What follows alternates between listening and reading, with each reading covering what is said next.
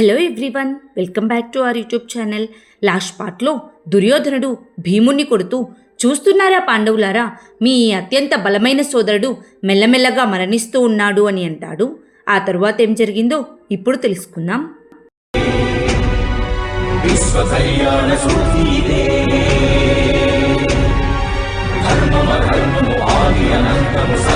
సత్యము సార్థకలంకము జాత్యంకార పర్యవసానము శక్తిదే భక్తిదే జీవన్ముక్తికి మార్గమిదే పంచమ వేద సారం మహాభారతం కృష్ణుడు చూపిన లీలైది జీవన వేద మార్గమిది గీత జనించిన క్షేత్రమే ఇది మహాభారతం.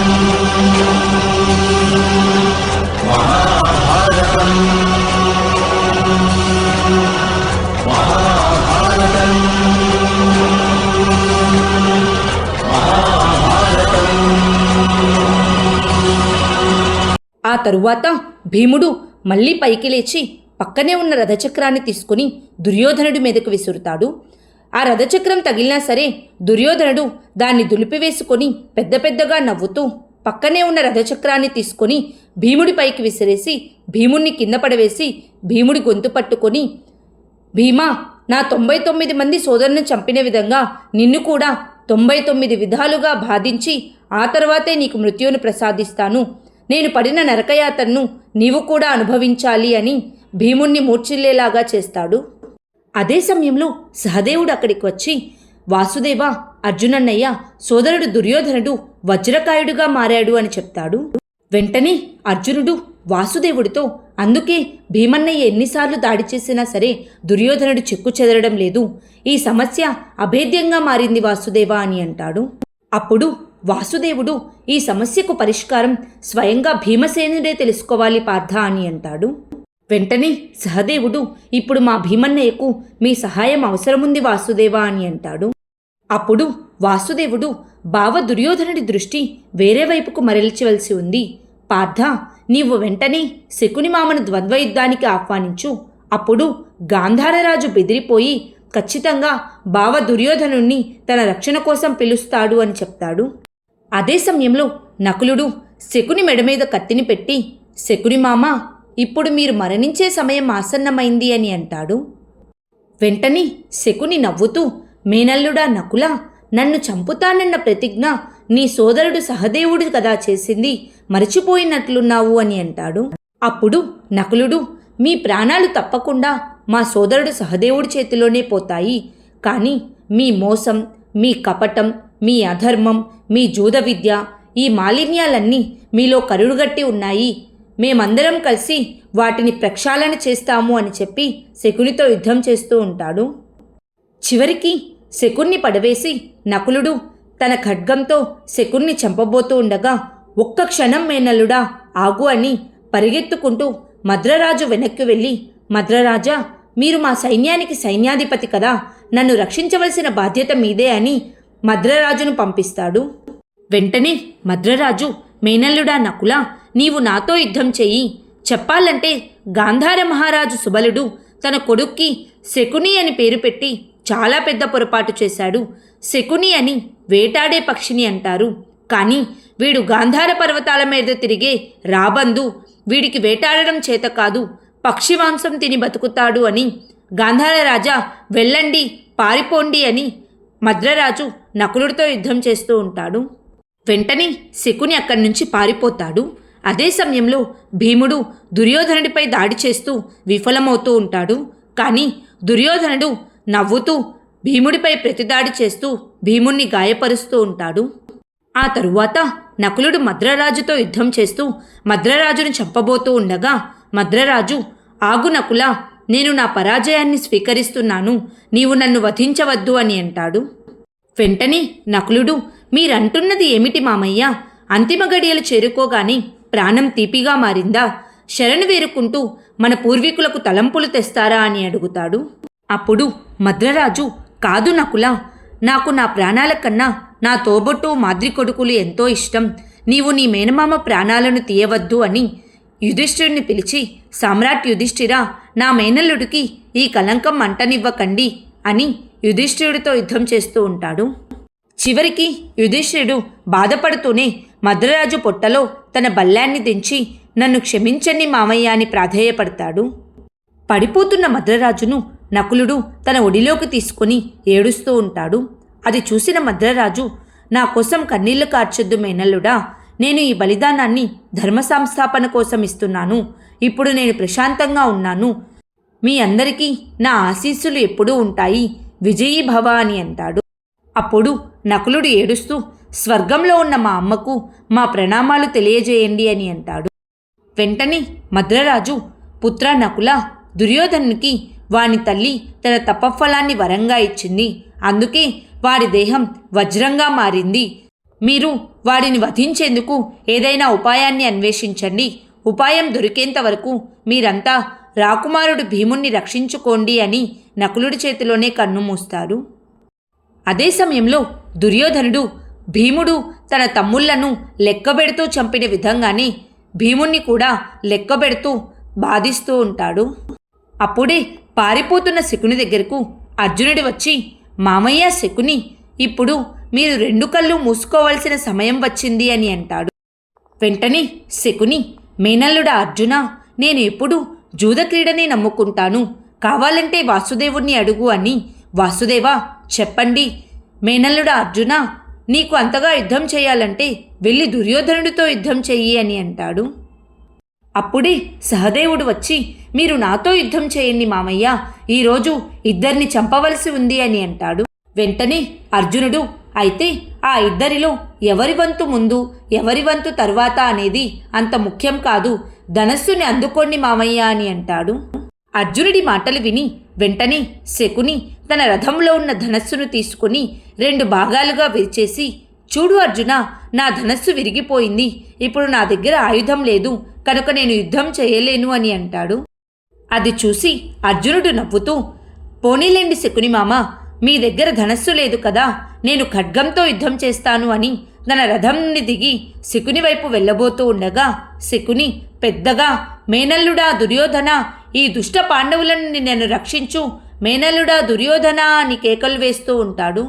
శకుని కేకలు విన్న దుర్యోధనుడు భీముడితో, నీ పరాజయాన్ని మీ సోదరులు ఎందుకు ఒప్పుకోవడం లేదు భీమా? నా మేనమామను చంపడం వల్ల మీకు ఎటువంటి ఉపయోగము లేదు అని అంటాడు. అప్పుడు భీముడు, శకుని మామను చంపడం వల్ల మాకెంతో మేలు కలుగుతుంది దుర్యోధన, ఈ లోకానికే మేలు కలుగుతుంది అని అంటాడు. వెంటనే దుర్యోధనుడు, మీరు ఆయన్ని ఎప్పటికీ చంపలేరు, ఇక్కడే ఉండు, భయభ్రాంతుడవై పారిపోకు వృకోదరా భీమా, నేను నా మేనమామను రక్షించి తిరిగి వస్తాను. అప్పటి వరకు నీవు విశ్రాంతి తీసుకొని బలాన్ని సమకూర్చుకో. నా ప్రతాపాన్ని తట్టుకోవడానికి నీకు ఎంతో శక్తి అవసరం ఉంటుంది భీమా అని శకుణ్ణి రక్షించడానికి వెళ్తాడు. అదే సమయంలో అర్జునుడు సహదేవుడు ఇద్దరూ శకునితో యుద్ధం చేస్తూ ఉంటాడు. అర్జునుడు తన బాణాలతో శకుణ్ణి బంధించి ఉంచుతాడు.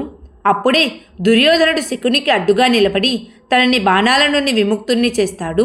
శకుని దుర్యోధనుడిని పట్టుకొని ఏడుస్తూ, మేనల్లుడా, వీళ్ళందరూ నన్ను బాగా బాధ పెట్టారు మేనల్లుడా, వీరందరినీ చంపే మేనల్లుడా అని ఏడుస్తూ ఉంటాడు. వెంటనే దుర్యోధనుడు అర్జునుడితో, అర్జునా, ఈరోజు నువ్వు సంధించే బాణాలన్నీ నా వజ్రకాయం ముందు నిరర్ధకమే, సంధించు బాణాల్ని అని శకునికి అడ్డుగా నిలబడతాడు. వెంటనే అర్జునుడు తన బాణాన్ని సంధించి దుర్యోధనుణ్ణి మంచుతో బంధిస్తాడు. దుర్యోధనుడు ఆ మంచుని విరగ్గొట్టేస్తాడు. వెంటనే అర్జునుడు తన బాణంతో దుర్యోధనుడి చుట్టూ అగ్నివలయాన్ని నిర్మిస్తాడు. వెంటనే దుర్యోధనుడు ఆ అగ్నిని ఆర్పివేసి, అర్జునా, నీవు సృష్టించిన ఈ అగ్ని నన్ను నాశనం చేయడానికి సరిపోదు, నీ దగ్గర ఇంకా అగ్నిని సృష్టించే బాణాలను ఉంటే సంధించు అని అంటాడు. అప్పుడు అర్జునుడు తమరి ఆజ్ఞ యువరాజా అని మళ్ళీ తన బాణాన్ని సంధిస్తూ ఉంటాడు. అదే సమయంలో శకుని పారిపోతూ ఉండగా యుధిష్ఠిరుడు తన బల్లాన్ని శకునికి అడ్డుగా వేసి శకున్ని కింద పడవేస్తాడు. అప్పుడు యుధిష్ఠిరుడు, మీ మృత్యువు మిమ్మల్ని వెంటాడి వస్తుంది శకుని మామ, దానికై మీరు వెతకనవసరం లేదు అని అంటాడు. వెంటనే శకుని యుధిష్ఠిరుడి కాళ్ళ దగ్గర కూర్చొని యుధిష్ఠిరుడికి ప్రణామాలు చేస్తూ, సామ్రాట్టుకు జయము జయము, సామ్రాట్, మీరు నన్ను చంపితే మీకేం లాభం వస్తుంది? మేనల్లుడు దుర్యోధనుడు వజ్ర సమానుడై వచ్చాడు. మీ అందరినీ ఖచ్చితంగా చంపేస్తాడు. వాడు సామ్రాట్ అయిపోతాడు. ఇప్పుడు మీరు చంపడం వల్ల మీకేమీ లాభం ఉండదు అని యుధిష్ఠిరుని బతిమిలాడుతూ ఉంటాడు. వెంటనే యుధిష్ఠిరుడు, లేదు శకుని మామ, మీరు చేసిన అపరాధాలకు మీకు దండన తప్పకుండా లభించవలసిందే. అయినప్పటికీ మేము ఈ యుద్ధాన్ని న్యాయం కోసం చేస్తున్నాము, సామ్రాజ్యం కోసం కాదు. ఎవరికి న్యాయం లభించినా లభించకపోయినా మీకు మాత్రం న్యాయం లభించవలసిందే. యుద్ధం చెయ్యండి శకుని మామ అని శకున్ని కొడుతూ ఉంటాడు. అదే సమయంలో అర్జునుడు దుర్యోధనుడితో, మామయ్య శకున్ని మా అన్నయ్య చంపేస్తున్నాడు, మీకు వారిని చివరి చూపు చూడాలని లేదా అని అడుగుతాడు. వెంటనే దుర్యోధనుడు కోపంతో, అసంభవం, మహాబలవంతుడు హనుమంతుని కారణంగా రామచంద్ర ప్రభువు, లక్ష్మణుడు పాతాళం నుంచి తిరిగి వచ్చారు. ఈ వజ్రకాయుడు ఉండగా మామయ్య శకున్ని మీరు వధించలేరు అర్జున అని అంటాడు. అప్పుడు అర్జునుడు, మామయ్య శకున్ని మేము తప్పకుండా వధిస్తాము, మీరు ఎలా రక్షించగలరు? మీరు నాతో యుద్ధం చేస్తున్నారు కదా అని అంటాడు. అదే సమయంలో అశ్వత్థామ అర్జునుడిని అడ్డుకుంటాడు. అప్పుడు దుర్యోధనుడు శకుని దగ్గరికి వెళ్ళి శకున్ని రక్షిస్తూ ఉంటాడు. వెంటనే శకుని, మేనల్లుడా, ఈ పంచపాండవులు ఒక్కొక్కరిగా నన్ను బాధిస్తున్నారు. ఇప్పుడు నువ్వే నన్ను రక్షించాలి. నేను వీరుణ్ణి కాదు మేనల్లుడా, మేధావిని అని ఏడుస్తూ పదే పదే నా బుద్ధి కుశలతో నిన్ను రక్షిస్తూ వచ్చాను. ఇప్పుడు నన్ను రక్షించవలసిన బాధ్యత నీదే. సామ్రాట్టును వధించు మేనల్లుడా, నన్ను రక్షించు అని ఏడుస్తూ ఉంటాడు. అప్పుడు దుర్యోధనుడు, మామయ్య, మిమ్మల్ని ఎవరూ చంపకుండా నేను రక్షిస్తాను, మీరు నా వెనకే నిలబడండి అని యుధిష్ఠిరుడితో యుద్ధం చేస్తూ ఉంటాడు. అదే సమయంలో నకులుడు తన కత్తిని శకుని మెడ మీద పెట్టి, శకుని మామ, యుద్ధం చేయండి లేక పారిపోండి, ఈ 2 అవకాశాలను మీకు ఇస్తున్నాను, కానీ ఇప్పుడు దుర్యోధనుడి రక్షణ మీకు ఉండదు అని అంటాడు. అదే సమయంలో అర్జునుడు అశ్వత్థామతో యుద్ధం చేస్తూ ఉండగా దృష్టద్యుమ్నుడు వచ్చి, వెళ్ళు అర్జున, బావ యుధిష్ఠిరుడికి సహాయం చెయ్యి, నేను అశ్వత్థామతో యుద్ధం చేస్తాను అని అంటాడు. యుధిష్ఠిరుడు దుర్యోధనుణ్ణి ఎంతలా గాయపరచాలని ప్రయత్నించినా సరే దుర్యోధనుడు తన ఆయుధాలన్నిటినీ విరక్కొడుతూ నవ్వుతూ ఉంటాడు. చివరికి దుర్యోధనుడు యుధిష్ఠిరుడిపై దాడి చేస్తూ ఉండగా అర్జునుడు వచ్చి అడ్డుకుంటాడు. అప్పుడు దుర్యోధనుడు, అర్జున, ఈరోజు నీ శస్త్రాలేవి నన్ను ఆపలేవు అని అంటాడు. వెంటనే అర్జునుడు, కానీ నా శస్త్రాలు శకుని మామను అతని మృత్యువుకు మరింత దగ్గర చేస్తాయి అని దుర్యోధనుడితో యుద్ధం చేస్తూ ఉంటాడు. అదే సమయంలో శకుని తన ప్రాణాలను కాపాడుకోవడం కోసం కింద పడి ఉన్న సైనికుడి కాళ్ళ దగ్గర దాక్కొని ఉంటాడు. అప్పుడే నకులుడు వచ్చి, ఎక్కడ దాక్కున్నారు శకుని మామ, నా ముందుకి రండి. ఎలుక ఎంత దూరం పరిగెత్తినా సరే అది ఎక్కడ ఉందో ఏదో విధంగా సర్పానికి తెలుస్తుంది. ఆ పరిగెత్తే ఎలుక గాంధారానికి చెందిన ఎలుకైనా సరే అని శకున్ని వెతుకుతూ ఉంటాడు. అప్పుడే శకుని ఉన్న చోట పాచికల శబ్దం వినిపించి శకుని బయటకు వచ్చి ఆ పాచికలను చూస్తాడు. అప్పుడే భీముడు వచ్చి శకున్ని పట్టుకొని పైకి లేపుతాడు. వెంటనే నకులుడు పాచికలను చూపిస్తూ, ఇలాంటి పాచికలతోనే కదా మీరు ఈ యుద్ధానికి బీజం వేసింది. ఈరోజు ఈ పాచికలతోనే మీ జీవితానికి తెరపడుతుంది. నేను ఇప్పుడు పాచికలు వేస్తాను. ఒకవేళ మీరు గెలిస్తే నేను నా కరవాలంతో మిమ్మల్ని వధిస్తాను. ఒకవేళ మీరు ఓడిపోతే మా భీమన్నయ్య తన 2 చేతులతో మీ మొండాన్ని తల నుంచి వేరు చేస్తాడు అని అంటాడు. అప్పుడు శకుని భయపడుతూ, మేనల్లులారా, భయపడుతున్న వ్యక్తిని చంపడం వల్ల మీకు ఎటువంటి ప్రతిష్ట లభించదు. నన్ను వదిలేయండి, చంపవద్దు. మీరు నన్ను న్యాయసభకు తీసుకువెళ్ళండి, నా అపరాధాలకు విచారణ జరిపించండి. న్యాయం కోసం యుద్ధం చేస్తున్నారు, సంప్రదాయాన్ని పాటించండి అని అంటాడు. వెంటనే భీముడు, న్యాయ నిర్ణయం చేసేవారు మా పెద్దన్నయ్య, కానీ వారిప్పుడు ఇక్కడ లేరు కదా. నేను మీ వంటి వాన్నే, దుష్టుణ్ణి, దుర్మార్గుణ్ణి. ఇప్పుడు న్యాయం కాదు, మీపై ప్రతీకారం తీర్చుకుంటాను. గుర్తు చేసుకోండి మామయ్య, మీరు నాకు విషాన్ని ఇచ్చారు. గుర్తు చేసుకోండి మామయ్య అని శకున్ని గాలిలో పైకి లేపి నకులుడి కాళ్ళ దగ్గర పడవేస్తాడు.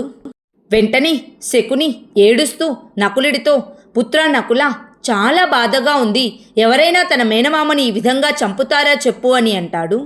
అప్పుడు నకులుడు, ఆనాడు వారణావర్తనంలో లక్క గృహాన్ని నిర్మించమన్నారు, మరిచిపోయారా శకుని మామ అని సహదేవుడి వైపు విసిరివేస్తాడు. అప్పుడు సహదేవుడు, ఆనాడు ఖాండవప్రస్థంలో తక్షకుడితో కలిసి మీరు పథకం వేశారు, మరచిపోయారా శకుని మామయ్య అని మళ్ళీ భీముడి వైపు విసిరివేస్తాడు. అప్పుడు భీముడు, జూదసభని గుర్తు చేసుకోండి మామయ్య అని అంటాడు.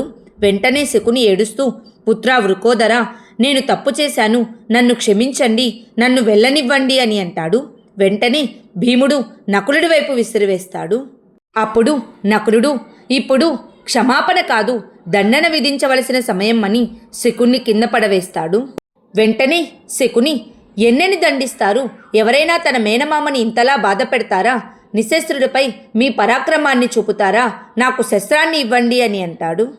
అప్పుడు సహదేవుడు తన గొడ్డల్ని ఇచ్చి, తీసుకోండి మామయ్య శస్త్రాన్ని, యుద్ధం చేయండి అని అంటాడు. అప్పుడు శకుని గొడ్డల్ని విసిరివేసి, మళ్ళీ నేను నిశస్త్రుణ్ణి, నాపై మీరు యుద్ధం చేయరాదు అని వెళ్ళబోతూ ఉండగా నకులుడు పట్టుకొని తన కత్తిని ఇచ్చి, తీసుకోండి మామయ్య ఈ కత్తిని, యుద్ధం చేయండి అని అంటాడు. వెంటనే శకుని ఆ కత్తిని కూడా కింద పడవేసి, నేను నిశస్త్రుణ్ణి, మీరు నాతో యుద్ధం చేయరాదు అని నుంచొని ఉంటాడు. అప్పుడు సహదేవుడు, అయితే మీరు మీ చేతులు కాళ్ళు కూడా విరక్కొట్టుకోండి, ఎందుకంటే ఇప్పుడు మల్ల యుద్ధం జరుగుతుంది అని అంటాడు. వెంటనే శకుని పరిగెత్తుతూ, మేనల్లుడా దుర్యోధన, ఈ దుష్ట పాండవుల నుంచి నన్ను రక్షించు అని పరిగెత్తుతూ ఉంటాడు. శకుని కేకలు విని దుర్యోధనుడు శకుని వైపు వెళ్ళబోతూ ఉండగా అర్జునుడు అడ్డుకొని, అప్పుడే కాదు దుర్యోధన, ముందు నేను మీ దగ్గర గదాయుద్ధం నేర్చుకోవాలి అని దుర్యోధనుడితో గదాయుద్ధం చేస్తూ ఉంటాడు.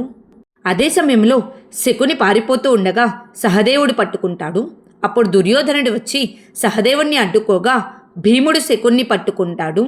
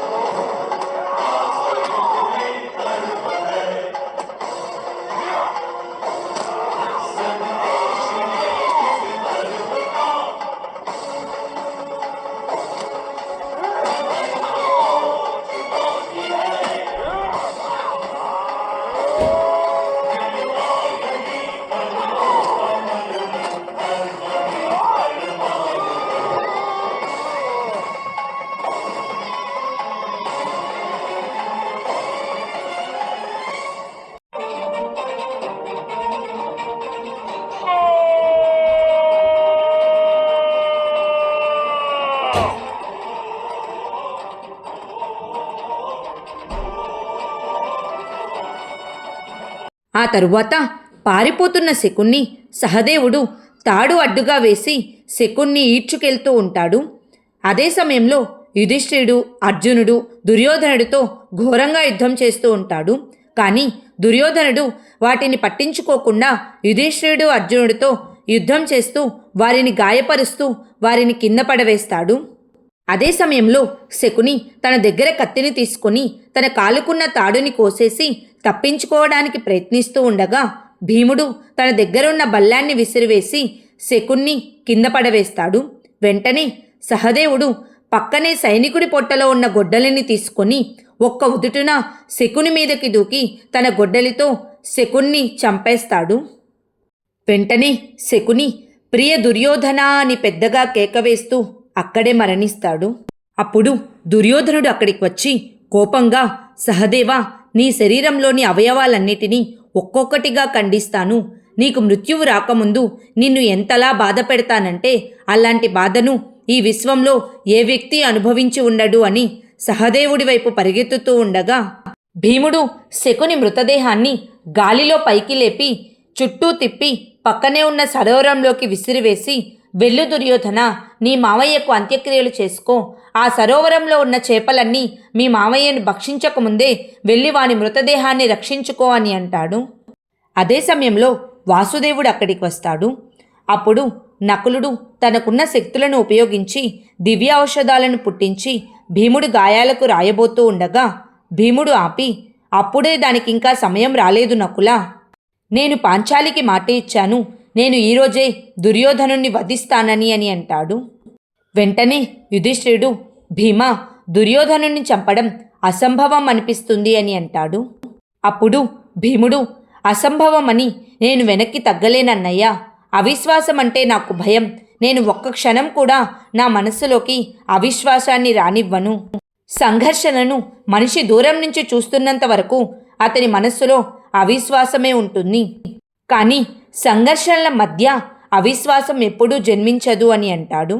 వెంటనే అర్జునుడు, కానీ దుర్యోధనుని వధించడానికి మనం ఏదైనా మార్గాన్ని అన్వేషించాలి, ఏదైనా పథకం వేయవలసి ఉంటుంది అని అంటాడు. అప్పుడు భీముడు, వాడిపై దాడి చేయడమే మార్గం అర్జున. గాయాలే వాటికి ప్రణాళికలు. యుద్ధం అనేది శరీర బలంతో కాదు, ఆత్మబలంతో గెలుచుకుంటారు. ఈ సంఘర్షణ మనం ఎన్నో సంవత్సరాలుగా చేస్తున్నాం. ఎంతో భీకరమైన యుద్ధం కూడా చేశాము, ధర్మ సంస్థాపన కోసం. అలాగే పాంచాలికి న్యాయం జరగాలని. ఒకవేళ ఆ ఈశ్వరుడు మరోలా అనుకుంటే పాంచాలికి న్యాయం ఎప్పటికీ జరగదు, ధర్మ సంస్థాపన ఎన్నటికీ జరగదు. అపరాధి జీవించే ఉంటాడు, మనమంతా మరణిస్తాము. అదే విధివ్రాత అయితే మనందరం ఈశ్వరుడి ఆజ్ఞకు తలవంచాలి. మనకు ఈశ్వరుని ఆజ్ఞని వ్యతిరేకించి దానిలో మార్పు తెచ్చేందుకు ఎటువంటి అధికారమూ లేదు. కానీ పరాజయాన్ని స్వీకరించకుండానే వీరుల్లా యుద్ధం కొనసాగించి వీరస్వర్గాన్ని పొందనివ్వకుండా చేసే అధికారం ఆ ఈశ్వరుడికి కూడా లేదు. నా గొంతులో ప్రాణం ఉన్నంత వరకు నేను ఒంటరిగానే ఆ దుర్యోధనుడితో యుద్ధం చేస్తాను అని అంటాడు. అప్పుడు వాసుదేవుడు, బావా భీమ, ఈరోజు దుర్యోధనుడిలో అమితమైన శక్తి ఉంది. వారి నుంచి మిమ్మల్ని రక్షించడం ఎవరితరము కాదు అని అంటాడు. వెంటనే భీముడు, నా బాల్యంలో దుర్యోధనుడు నన్ను చంపాలని ప్రయత్నించినప్పుడు వాసుకి అనే నాగు నన్ను రక్షించింది వాసుదేవా. ఒకవేళ ఈశ్వరుడు కోరుకుంటే ఇప్పుడు స్వయానా ఆ ఆదిశేషుడే వచ్చి నన్ను రక్షిస్తాడు అని అంటాడు.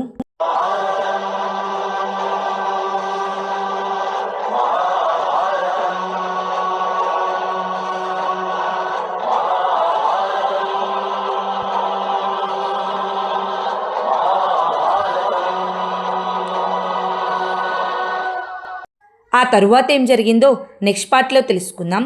Please like, share and subscribe to our YouTube channel. Thank you.